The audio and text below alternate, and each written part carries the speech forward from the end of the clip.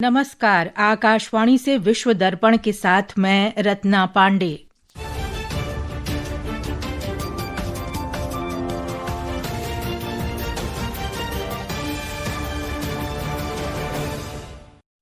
मुख्य समाचार। भारत ने वैश्विक विकास के लिए ब्रिक्स देशों की अर्थव्यवस्थाओं में निजी पूंजी जुटाने का आह्वान किया। नौसेना प्रमुख एडमिरल कृष्णा स्वामीनाथन ने पोर्ट लुई में मॉरिशस के प्रधानमंत्री नवीन चंद्र रामगुलाम से मुलाकात कर समुद्री सुरक्षा सहयोग की समीक्षा की।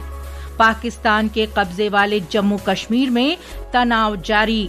प्रदर्शनकारियों ने विवादित चुनाव, लक्षित हत्याओं और मानवाधिकार उल्लंघन के लिए पाकिस्तान को जिम्मेदार ठहराया। यूरोप में दुर्लभ और पूर्ण सूर्य ग्रहण पीढ़ी में एक बार होने वाली अद्भुत खगोलीय घटना माना गया। और नाइजीरिया में राष्ट्रमंडल तरवारबाजी चैंपियनशिप के तीसरे दिन भारत ने 3 स्वर्ण सहित 5 पदक जीते। अब समाचार विस्तार से। भारत की 2026 ब्रिक्स अध्यक्षता में महासागर और ध्रुवीय विज्ञान तथा प्रौद्योगिकी पर ब्रिक्स कार्य समूह की 8वीं बैठक आज से दक्षिण गोवा में शुरू हुई। भारत ने वैश्विक विकास के लिए ब्रिक्स देशों की अर्थव्यवस्थाओं में निजी पूंजी जुटाने का आह्वान किया है। पृथ्वी विज्ञान मंत्रालय के अधीन राष्ट्रीय ध्रुवीय और समुद्री अनुसंधान केंद्र द्वारा आयोजित 3 दिन के इस कार्यक्रम में सदस्य देश महासागरों, आर्कटिक और अंटार्कटिक क्षेत्रों में अनुसंधान बढ़ाने पर चर्चा करेंगे। राष्ट्रीय ध्रुवीय और समुद्री अनुसंधान केंद्र के निदेशक थम्बन मेलोथ ने कहा कि ये सम्मेलन संयुक्त पहलों को मजबूत करने और अनुसंधान के लिए साझा रूपरेखा स्थापित करने के लिए महत्वपूर्ण मंच प्रदान करता है। बैठक का प्रमुख उद्देश्य बहुपक्षीय वैज्ञानिक सहयोग का विस्तार और साझा वैश्विक चुनौतियों का समाधान करने के लिए 5 वर्षीय कार्यान्वयन योजना का मसौदा तैयार करना है। पृथ्वी विज्ञान के पूर्व सचिव माधवन नायर राजीवन ने सदस्य देशों से ब्लू इकोनॉमी रणनीतियों को विकसित करने और महासागरीय सेवाओं को समझने के लिए मिलकर काम करने का आग्रह किया। प्रतिनिधिमंडल 14 अगस्त तक समुद्री प्रौद्योगिकी, गहरे समुद्र की खोज और ध्रुवीय विज्ञान पर तकनीकी प्रस्तुतियां देंगे। भारतीय नौसेना प्रमुख एडमिरल कृष्णा स्वामीनाथन ने आज पोर्ट लुई में मॉरिशस के प्रधानमंत्री नवीन चंद्र रामगुलाम से मुलाकात की। इस दौरान दोनों मित्र देशों के बीच समुद्री सुरक्षा सहयोग को और मजबूत करने के तरीकों पर चर्चा की गई। भारतीय नौसेना ने सोशल मीडिया पोस्ट में बताया कि ये बैठक प्रशिक्षण आदान प्रदान, सूचना आदान प्रदान तंत्र, क्षमता निर्माण प्रयासों और भारतीय नौसेना तथा मॉरिशस राष्ट्रीय तट रक्षक बल के बीच परिचालन संबंधों को मजबूत करने पर केंद्रित थी। एडमिरल स्वामीनाथन ने प्रधानमंत्री रामगुलाम को मॉरिशस पुलिस बल और राष्ट्रीय तट रक्षक बल की क्षमता वृद्धि और क्षमता निर्माण प्रयासों में भारतीय नौसेना के पूर्ण समर्थन, सहायता, सहयोग और समन्वय का आश्वासन दिया। वायुसेना और रॉयल मलेशियाई वायुसेना मलेशिया के सुबांग एयरबेस पर द्विपक्षीय अभ्यास उदरा शक्ति 2026 का संचालन कर रही है। वायुसेना ने कहा कि दोनों देशों के वायु योद्धा संयुक्त क्षेत्र प्रशिक्षण और विषय वस्तु विशेषज्ञ अभ्यास कर रहे हैं। इसका उद्देश्य परिचालन संबंधी ज्ञान, सर्वोत्तम प्रथाओं का आदान प्रदान और अंतर संचालनीयता को बढ़ाना है। नेपाल में भारतीय दूतावास और नेपाल सरकार के अलग अलग विभागों ने भारत की ग्रांट सहायता से शिक्षा, स्वास्थ्य और कृषि क्षेत्रों में प्रोजेक्ट्स को पूरा करने के लिए समझौतों पर हस्ताक्षर किए। लगभग 803 मिलियन नेपाली रुपए की कुल लागत वाले 8 डेवलपमेंट प्रोजेक्ट्स को नेपाल सरकार के तहत स्थानीय सरकारी संस्थाओं के जरिए पूरा किया जाएगा। दूतावास ने बताया कि भारत के high impact community development projects framework के तहत चुनी गई ये योजनाएं हिमालयी देश के अलग अलग इलाकों में लागू की जाएंगी। वाणिज्य और उद्योग मंत्री पीयूष गोयल ने कहा कि अफ्रीका के साथ भारत के संबंध हमेशा आपसी सम्मान और विश्वास पर आधारित रहे हैं। श्री गोयल ने नई दिल्ली में भारत और दक्षिण अफ्रीकी सीमा शुल्क संघ SACU के बीच होने वाली तरजीही व्यापार समझौते के संदर्भ शर्तों TOR हस्ताक्षर समारोह में ये बात कही। विश्व दर्पण समाचार आकाशवाणी से प्रसारित किए जा रहे हैं। ताज़ा समाचार जानने के लिए आप हमारे social media handle X @AIR News Hindi को फॉलो कर सकते हैं। विश्व दर्पण में आपका फिर स्वागत है।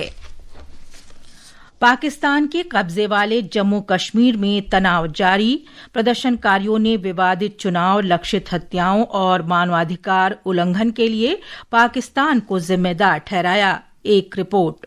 जम्मू कश्मीर संयुक्त कार्रवाई समिति के वरिष्ठ नेता सरदार शब्बीर ने हत्याओं, गिरफ्तारियों, कर्फ्यू और लोगों की आवाजाही पर प्रतिबंध का आरोप लगाया है। उन्होंने पाकिस्तानी अधिकारियों पर POJK में लक्षित हत्याओं का भी आरोप लगाया। उन्होंने दावा किया कि लगभग 100 लोग मारे गए हैं तथा महिलाओं और बच्चों को बंधक बनाया जा रहा है। मृतकों के शव अभी तक उनके परिजनों को नहीं सौंपे गए हैं। सरदार शब्बीर ने अंतर्राष्ट्रीय समुदाय से POJK की स्थिति पर ध्यान देने की अपील की। इस बीच अवामी एक्शन कमेटी ने दुनिया भर के कश्मीरियों से कल प्रदर्शन करने का आह्वान किया है ताकि पाकिस्तान प्रायोजित आतंकवाद को अंतर्राष्ट्रीय स्तर पर उजागर किया जा सके। विश्व दर्पण के लिए विशाल शर्मा।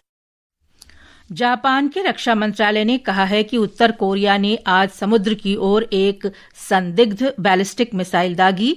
एक हफ्ते से भी कम समय में प्योंगयांग द्वारा हथियार दागने की ये दूसरी घटना है।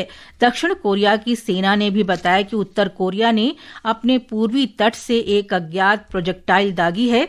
एक रिपोर्ट।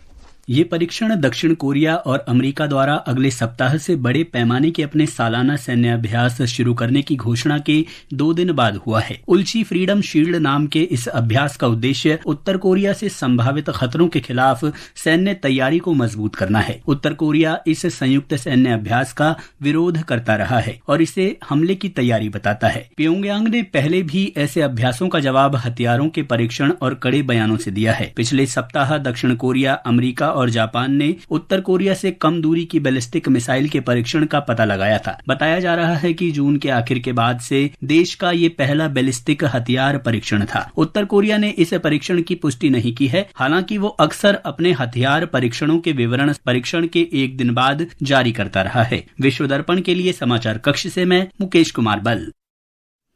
यूरोप में दुर्लभ और पूर्ण सूर्य ग्रहण पीढ़ी में एक बार होने वाली अद्भुत खगोलीय घटना माना गया।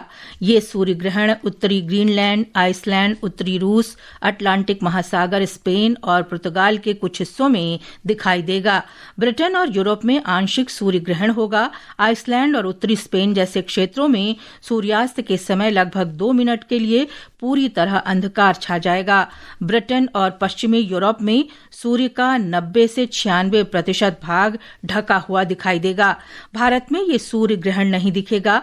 भारतीय मानक समय के अनुसार सूर्य ग्रहण आज रात 9:04 से मध्यरात्रि 1:28 तक रहेगा। विश्व बैंक ने पाकिस्तान को बलूचिस्तान में बाढ़ प्रभावित लोगों के लिए चलाए जा रहे अरबों रुपए के आवास कार्यक्रम से धन हटाकर उसे बुनियादी ढांचा परियोजनाओं में लगाने के फैसले पर नाराजगी जाहिर की है। नाइजीरिया के लागोस में राष्ट्रमंडल तलवारबाजी प्रतियोगिता के तीसरे दिन भारत ने सीनियर व्यक्तिगत स्पर्धाओं में 3 स्वर्ण, 1 रजत और 1 कांस्य पदक जीते। कनाग लक्ष्मी राजेंद्रन, शांतिमोल शेरजिन और सिंह करण सिंह ने स्वर्ण पदक हासिल किया। वहीं जॉयस आशिता ने रजत और कुमारेशन पद्मा गिशोनिधि ने कांस्य पदक अपने नाम किया। प्रतियोगिता में भारत ने 8 स्वर्ण, 7 रजत और 14 कांस्य सहित कुल 29 पदक जीत लिए हैं। अंत में मुख्य समाचार एक बार फिर। भारत ने वैश्विक विकास के लिए ब्रिक्स देशों की अर्थव्यवस्थाओं में निजी पूंजी जुटाने का आह्वान किया। नौसेना प्रमुख एडमिरल कृष्णा स्वामीनाथन ने पोर्ट लुई में मॉरिशस की प्रधानमंत्री नवीन चंद्र रामगुलाम से मुलाकात कर समुद्री सुरक्षा सहयोग की समीक्षा की। पाकिस्तान के कब्जे वाले जम्मू कश्मीर में तनाव जारी। प्रदर्शनकारियों ने विवादित चुनाव, लक्षित हत्याओं और मानवाधिकार उल्लंघन के लिए पाकिस्तान को जिम्मेदार ठहराया। ठहराया। यूरोप में दुर्लभ और पूर्ण सूर्य ग्रहण पीढ़ी में एक बार होने वाली अद्भुत खगोलीय घटना माना गया। और नाइजीरिया में राष्ट्रमंडल तलवारबाजी चैंपियनशिप के तीसरे दिन भारत ने 3 स्वर्ण सहित 5 पदक जीते। इसके साथ ही विश्व दर्पण